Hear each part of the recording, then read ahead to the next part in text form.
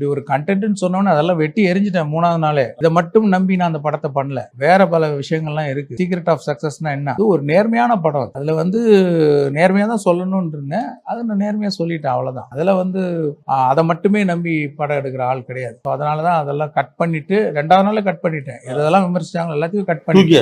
ஆமா ஆமா. ஓகே.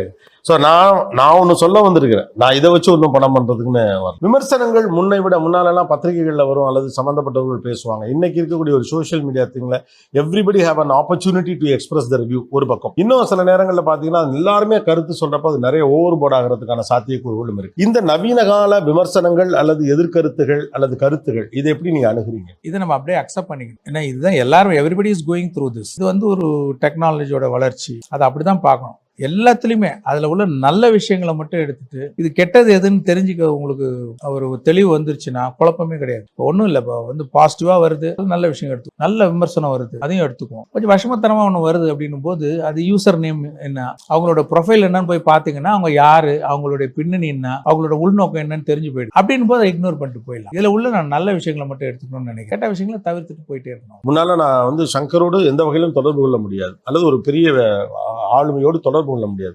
இன்னைக்கு அவருடைய பார்வைக்குனால கொண்டு போய் சேர்க்க முடியும் அப்படிங்கிற ஒரு இதை டெக்னாலஜி உருவாக்கி. ஒரு டெக்னாலஜியின் மிகப்பெரிய சௌகரியமே அது ஒரு தருகிற ஜனநாயக தன்மை தான்.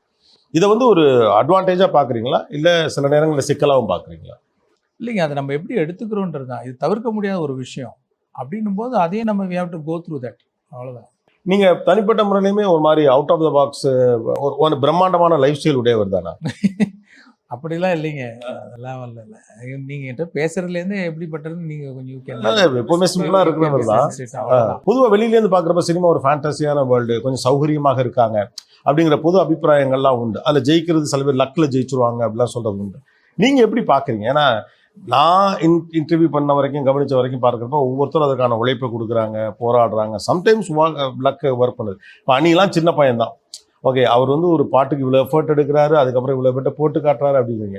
சினிமா மாதிரியான ஒரு துறையில் வெற்றி அடைகிறவர்கள் எதை கட்டாயமாக ஃபாலோ பண்ணதுனால ஜெயிச்சதான் நீங்கள் பார்க்குறீங்க? அவரோட எஃபர்ட்டை எவ்வளோ பெஸ்ட்டு முடியுமோ கொடுத்துட்டிங்கன்னா எல்லாம் ஆட்டோமேட்டிக்காக உங்களுக்கு பின்னாடி வரும். பணமாகட்டும், புகழாகட்டும். ஸோ இதை சரியாக பண்ணிங்கன்னா அதெல்லாம் சரியாக வந்துடும். நீங்கள் புகழையும் பணத்தையும் மனசில் வச்சு ஒர்க் பண்ணிங்கன்னு வச்சுக்க ரொம்ப கஷ்டம். இதை ஒன்றை சரியாக செஞ்சால் போகிறோம், எல்லாம் ஆட்டோமேட்டிக்காக நடக்கும். பட் அதே நேரத்தில் இன்னொன்று இருக்குது. Especially directors like Shankar or directors Mani Ratnam or ஒரு பிக் ஸ்கேல் மூவிஸ், பெரிய எதிர்பார்ப்புகள் உள்ள டைரக்டர்ஸ்க்கு ஃபால் அப்படின்னு ஒன்று வந்து அது பெரிய ஃபாலாக இருக்கும். அதாவது அது வந்து எப்படி படம் எப்படி லார்ஜர் தன் லைஃபோ அது சின்ன ஃபாலாக கூட இருக்கலாம். ஆனால் அது உருவப்படுத்தப்படுவது மிகப்பெரிய ஃபால் அப்படிங்கிற மாதிரி இருக்கும். விழுந்தா ரொம்ப பெரிய அடி மாதிரி இருக்கும். அந்த மாதிரியான சந்தர்ப்பங்களில் நீங்கள் எப்படி அதை ஹேண்டில் பண்ணுவீங்க? எனக்கு அந்த மாதிரி சந்தர்ப்பம் பெருசாக வந்தது இல்லைதான்.